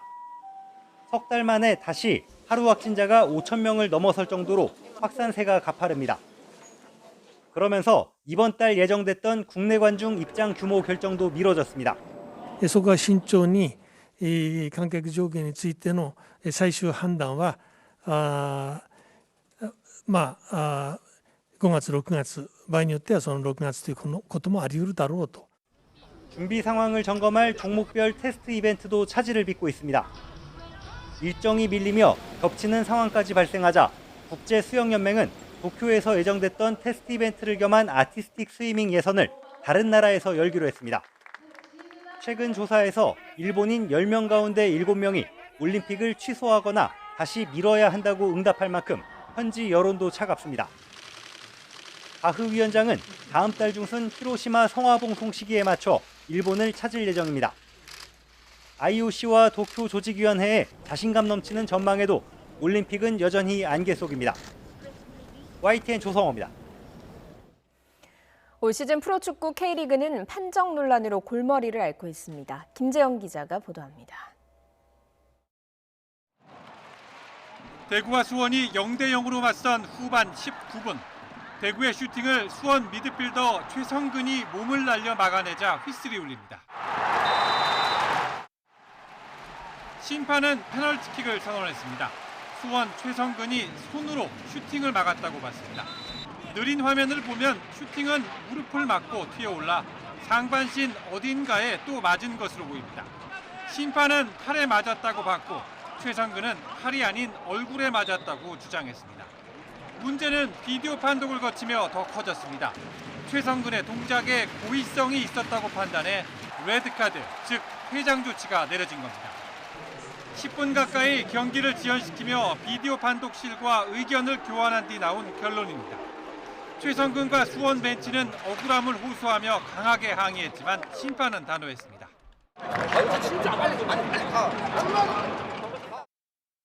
축구협회 심판위원회는 사후 평가에서 해당 판정을 정심으로 판단했습니다. 화면이 명확하지 않을 경우 원심을 뒤집을 수 없다는 비디오 판독 규정에 따른 결과입니다. 판정 논란으로 페널티킥 골을 허용한 수원은 딱 그 한 골 때문에 1대0으로 졌습니다. 문제는 비슷한 판정 논란이 올 시즌 유독 많아 보인다는 점입니다. 특히 오심을 줄이려고 도입한 비디오 판독을 하고도 오심이 나와 불만과 불신이 쌓이고 있습니다. 능력 안 되는 심판들이, 능력 안 되는 VAR 요원들이 계속 보니까 그 사람들이 계속 보면은 결국은 계속 사고를 치게 돼 있거든요. 뭐 다음 경기에, 그 다음 경기에 사고 안 난다? 그거는 예민한 장면이 없었기 때문에 사고가 안 날 수 있는 거지. 프로축구연맹이 맡아왔던 K리그 심판 운영권은 지난해부터 대한축구협회로 이관됐습니다. K리그 일부 구단 관계자들은 축구협회가 심판 운영을 시작한 지난해부터 오심이 눈에 띄게 늘었다며 특히 특정 구단의 오심 피해가 집중되고 있다는 의심까지 들 정도라고 하소연했습니다. YTN 김재현입니다.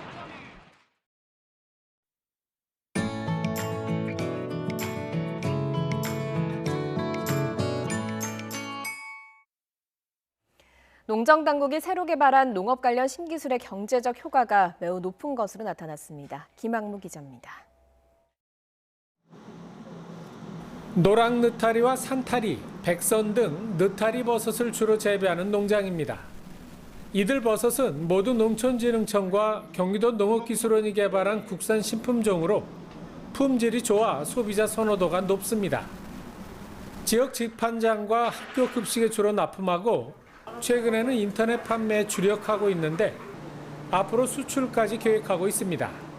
타 느타리보다 재배하기도 수월하고 그리고 가격면에서 시장성이 좋아 70-80% 이상 받고 있습니다. 그래서 농가 소득에 도움이 됩니다. 꽃을 재배하는 이 농장은 온도와 습도, 이산화탄소 농도 등을 모두 가스 히트펌프 시스템으로 원격 자동 제어합니다. 농진청이 세계 최초로 개발한 가스 히트펌프 시스템은 기름 보일러보다 난방비가 30% 이상 적게 들고 수확량은 15% 이상 많은 게 장점입니다. 이처럼 현재 120개 국산 농업 신기술 시범 사업에 참여한 농가는 전국 900여 곳. 농진청이 이들 시범 사업의 성과를 분석한 결과 사업비보다 최고 5배 많은 경제적 효과가 있는 것으로 나타났습니다. 온실가스 배출 감소 등 친환경적인 이점도 뚜렷합니다. 생산성 향상과 경영비 절감, 소득 증대 등의 경제적 효과가 큰 것으로 분석된 만큼 앞으로도 농업인의 수요를 반영한 현장 밀착형 신기술을 적극 발굴하여 보급할 계획입니다. 신기술의 개발만큼이나 중요한 것은 신속한 농가 보급. 농촌진흥청은 어렵사리 개발한 신기술이 사장되지 않도록 신기술 도입 비용을 줄이는 방법을 모색하고 교육과 홍보에도 주력할 방침입니다. YTN 김학무입니다. 농림축산식품부와 농촌진흥청 산업통상자원부가 K뉴딜의 확산을 위해서 산업과 농업 분야 융복합 개발 협력을 추진합니다. 산업 분야의 한국산업기술진흥원은 신재생 에너지 기반 자립화 지원을, 농진청은 선진 연농기술 제공, 농어촌공사는 관계시설 등을 맡습니다. 농촌진흥청이 대한민국 최고 농업기술 명인을 선정하기 위해서 대상자를 공모합니다. 농업기술 명인은 20년 이상의 영농 경력과 최고 수준의 기술로 농업과 농촌 발전에 이바지한 농업인으로 5개 분야에서 각 1명씩 선정합니다. 어제에 이어 이틀째 때이른 초여름 더위가 이어졌습니다. 오늘 경기도 평택의 기온이 30.6도까지 오르면서 전국에서 가장 높았고요. 영월의 기온이 30도, 서울도 27.5도로 서쪽 지역을 중심으로 6월 하순의 여름 더위를 보였습니다. 때이른 더위는 내일부터 누그러지겠습니다. 내일 서울의 아침 기온은 16도로 오늘과 비슷하겠지만 한낮 기온은 23도로 오늘보다 4도가량 낮겠습니다. 이후 주말 동안 대체로 맑은 가운데 예년보다 따뜻한 봄 날씨가 이어질 전망입니다. 내일 전국이 흐린 가운데 새벽부터 아침 사이 수도권과 충청, 호남과 제주에는 비가 조금 내리겠고요. 그 밖의 지역에도 낮까지 산발적으로 빗방울이 떨어지는 곳이 있겠습니다. 내일 아침 기온은 오늘과 비슷하겠습니다. 서울 아침 기온 16도, 대전 14도로 예상되고요. 낮 기온은 오늘보다 4에서 8도가량 낮겠습니다. 서울 23도, 대전 23도로 예상됩니다. 지금까지 날씨 정보였습니다. 네, 이어서 저녁 종합 뉴스 이브닝 뉴스가 방송됩니다. 시청해주신 여러분 고맙습니다.